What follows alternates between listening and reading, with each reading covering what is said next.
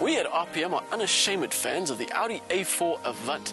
It, like most station wagons in South Africa, is completely underrated because for a car whose core purpose is practicality, it offers some of the best looks and one of the best drives of anything in its price range. South Africans are SUV crazy, but if you're looking out for something a little different, you might be glad to know that the A4 Avant has a country cousin. This is the A4 Allroad, closely related to the lesser spotted A6 Allroad, a car that's been around for a while but isn't exactly a top seller in South Africa.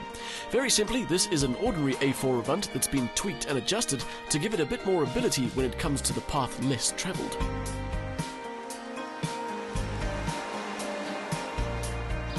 We're in Germany test driving the Allroad, but being a first world country means you can't just turn off the first available road and then find a dirt track. So we've had to do a bit of exploring, and the most exciting thing we found so far, unfortunately, is the Autobahn. Audi claims this car's got a top speed of 230 kilometers an hour, and while we didn't quite match that figure, I will say that at 190, it feels like this car's still got a lot left. Yes, despite its farmyard pretensions, this car has absolutely no problem reaching the kinds of speeds that would see you locked up in a hurry if you were caught on the N2.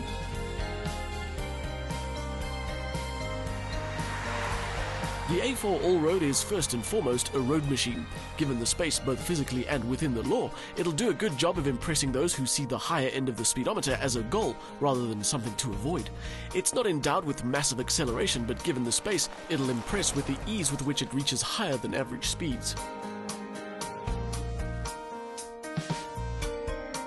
The Allroad is quite obviously different from the Avant. In the front, it's got a bigger bumper with grey and chrome plastic bits, which, rather than looking like cheap add-ons, actually enhance the style of the already good-looking Avant. It's a look that draws your attention immediately and sets this car apart not only from any other Audi, but everything else on the road. At the side, it's got plastic wheel arch mouldings and side sills, not to mention the unique 17-inch wheels with 18-inch available as an option. And at the back, its own bumper design. But what the pictures don't tell you about this car is how much more attitude it has than its cousin, a car better known for its style. On paper, it looks like Audi have just added a few extras. In reality, they've transformed this car from a good-looking city machine into something that looks like it'll take on anything you're brave enough to throw at it. Of course, adding a bit of plastic body kit isn't going to make this thing king of the Bosveld, so Audi have adjusted some of the mechanicals and some of the electronics as well. The front and rear tracks are both 20 millimeters wider. The ride height has been raised to 180 millimeters. It's got an off-road detection system that reads the driving surface and then adjusts the ESP accordingly. And the Quattro all-wheel drive system can split the torque as much as 65% to the front or 85% to the rear wheels. Which is good news, especially if you own a game farm or plan on entering a rally.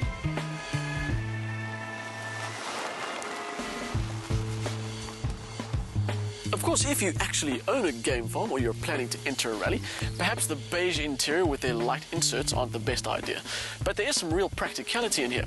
1,400 litres of space with the seats folded down and a reversible boot floor.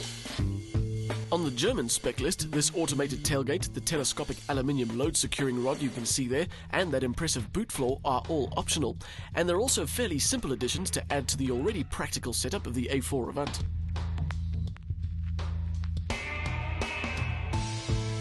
While you're carrying the load, you can enjoy the driver-focused interior. Hang on a second.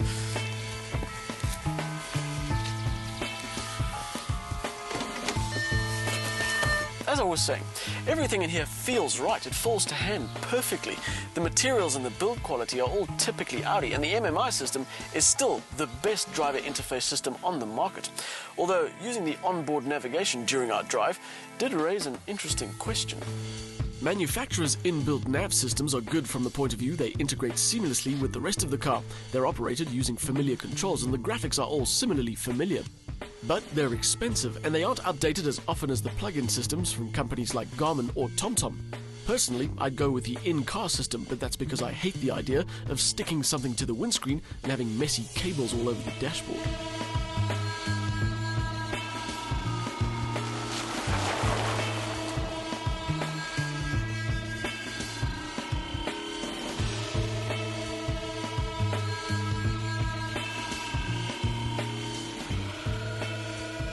Our test car is powered by the 2-litre TFSI petrol with 155 kilowatts and 350 newton meters. 0 to 100 time is 6.9 seconds, and it'll get to a top speed of 230 kilometers an hour. And we came pretty close to verifying that. Audi says it'll deliver all of that sipping just 8.1 litres of fuel per 100 kilometers. We say it'll deliver all of that with one of the smoothest drives around.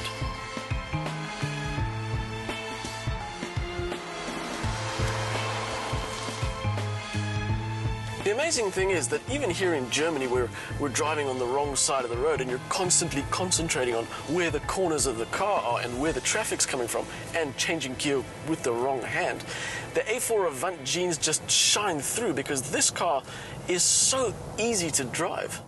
And it didn't matter if we were on the kinds of dirt tracks this thing is designed to handle, or on the open road between towns, or in the towns themselves.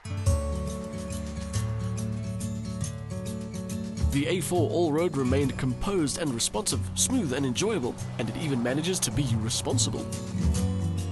It's not exactly a place that's famous for its sunshine, but here in Germany, a lot of people seem to be opting for solar power in a bid to become more efficient. And like a true German, the Allroad is also in on the act. It's got start, stop and energy recuperation technology to help it be more fuel efficient. The Allroad is an impressive all-round package, a good argument for any city resident who thinks a 4x4 is the answer to their everyday needs. If you needed any more convincing to go the station wagon rather than the SUV route, the Audi A4 Allroad is the best argument yet. SUVs are city cars 90% of the time, and the other 10% of the time they're hardly pushed anywhere near their limit. The Allroad offers space, practicality, style and a great drive. And even though it's got modest off-road credentials, it's got more than enough to handle most out-of-town excursions. And the good news is you'll be able to experience all of that for yourself in 2013. Arriving in February are one petrol and one diesel model, both with Quattro and S-tronic gearboxes. The stylish and practical A4 Avant forms the basis for the new Allroad, which adds all-terrain versatility to a package already strong on dynamics, space and style. While the result is a vehicle that's as at home on gravel as it is on tar, it remains more crossover than Series 4x4, so dedicated SUV fans need not apply.